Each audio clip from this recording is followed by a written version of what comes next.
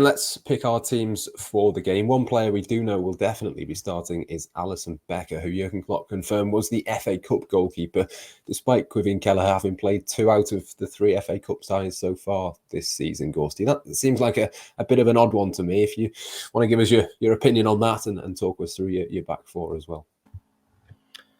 No, I don't actually think it is. I think maybe they came to the agreement with Kelleher in the pre-season that you're going to play the Carabao Cup, and maybe Liverpool didn't anticipate that they'd be looking on getting to a semi-final of an FA Cup having already won the Carabao Cup. For me, it's a case of just play your best goalkeeper, and I think that is what Klopp will do. So we've seen how important he was against Arsenal, and with the international break coming up, I don't think there's any kind of risk really. So not too surprised. But I don't think there would have been any complaints either way, would there, if Kelleher would have played? Because I think he's proven himself that he belongs at the top level this season as a goalkeeper. The issue is how long is he prepared to stick around and play second fiddle to Alisson, because Alisson is never not going to be number one for Liverpool. Yeah, it's an interesting one, isn't it? Might have played his last minutes of the season, Kelleher, potentially, but we shall see. Do you want to talk us through your back four then for Nottingham Forest? Might be 1 or 2 changes in there, but as we said before, wouldn't expect it to be necessarily wholesale. Yeah, well, I asked Klopp about Joe Gomez today and got the impression that he was going to be starting, and I don't think it's going to be at right back. I think James Milner, back from his illness, got the feeling that it was going to be Milner at right back, and he did kind of hint to Conor Bradley, but I imagine it will be Milner, Gomez at the back, alongside any of the 3 really. Maybe Konate, get him a little bit of rhythm, as he says. And I think if Tsimikas is back from his illness, we might see him playing as well. But I thought Robertson was absolutely outstanding on Thursday, and if he plays on Sunday, then there won't be any complaints. Yeah, no complaints across most of those positions, really, Theo. But which 4 are you going to go for across your back 4?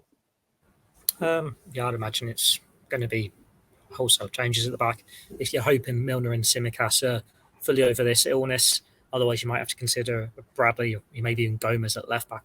But you'd like to think that it's enough now for him to go in. And then I suppose look, we're in this fortunate position where it's the international break and Joe Gomez isn't in the England squad. Joel Matip won't be called up because he's retired from international duty. So they have got rests coming up for like Matip anyway. But even then, Konate's there. So you'd imagine Gomez, Konate, Milner, Tsimikas. Seems a fairly straightforward one to give these players some minutes when the likes of Van Dijk and Robertson, Matip have been so crucial to all these clean sheets week after week for the past 6 weeks, 2 months, since the last international break pretty much. Yeah, I'm perfectly in agreement with both of you there. I think there could be a couple of changes there. I suppose that's the thing, isn't it, with these wholesale changes? It doesn't necessarily isn't necessarily noticeable anymore. But we'll move into the midfield then, Theo. I'll stick with you if you want to talk us through there. I think I'm going to go Fabinho, Elliott and Jones. But again, there's plenty of options to pick from. Yeah, this one's a bit of a trickier one because I think Klopp surprised us in the last round where he started Henderson.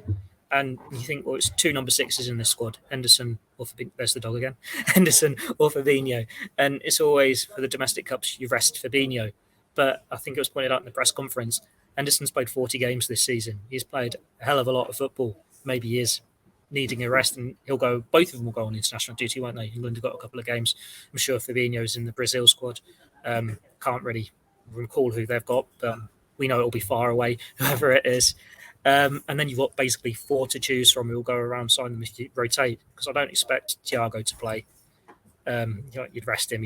Even though he's got international break off, you think it's a chance to give Keita, Oxlade-Chamberlain, Jones or Elliott's minutes. Would you go for experience? Do you go for youth? Do you go for the future of the club, expecting to sell one of them in the summer? It's toss a coin. It's between any of them. I think when I did the starting 11 changes, I went for the experience of Oxlade-Chamberlain and Keita because it's hard to keep the older players happier. But we'll see. It could be any of the 4, and I don't think we'd have any complaints if it was Jones or Elliott. No, absolutely not. The Brazil fixtures, Chile and Bolivia, so you are correct. It is a long way away. Gorsty, do you want to talk us through your midfield? Yeah, I think Curtis Jones probably is in there somewhere. I'm just wondering whether they need a little bit of solidity in terms of a Henderson and or a Fabinho. Probably not both. Be mindful of the injury factor. But I'll go with Fabinho, Jones. And whenever Oxlade-Chamberlain's played with Jones in the same midfield this season, it hasn't quite worked. So maybe I'll go with Navigator. Yeah, of course, Naby Keita, another good option as well. I'll probably stick with you as well, Ghosty, for the forward line if I can. I think probably Mohamed Salah was a little bit of a doubt potentially for this one, given what Jurgen Klopp said earlier today. But which three are you going to go for? I think you've got to give Minamino a go because he's been the cup hero so far this season. And he's scored 9 goals, and I think about 7 of them have been in the cup. So I think he probably deserves a go. And then Firmino and shall we say Diaz? Divock Origi might be a bit harsh on him, but yeah, I'll go with Diaz on the left, Minamino on the right, and Firmino down the middle. Same for me, except I'm going to go for Sadio Mane, I think, on the left. Theo, which trio are you going to go with? So that's not the same for you then. I did say apart from. I'm not going for Diaz or Mane. I think Origi. You need to give these players minutes as well, even though he's probably going in the summer. I think Minamino on the right. Firmino, he's not in the Brazil squad, so he'll start through the middle, back from injury, back with a goal in midweek. Hopefully he can get another goal to his name. And yeah, Origi's time on the left. He's due a goal. He was looking so good before he got that injury earlier in the season. He started the last game in this competition, linked up well with Minamino. So solid enough front three. Should have enough to see off Forest. You can still make 5 substitutions. So if they really need to, you've got a Diaz, a Jota, a Mane. It's not bad options off the bench, is it?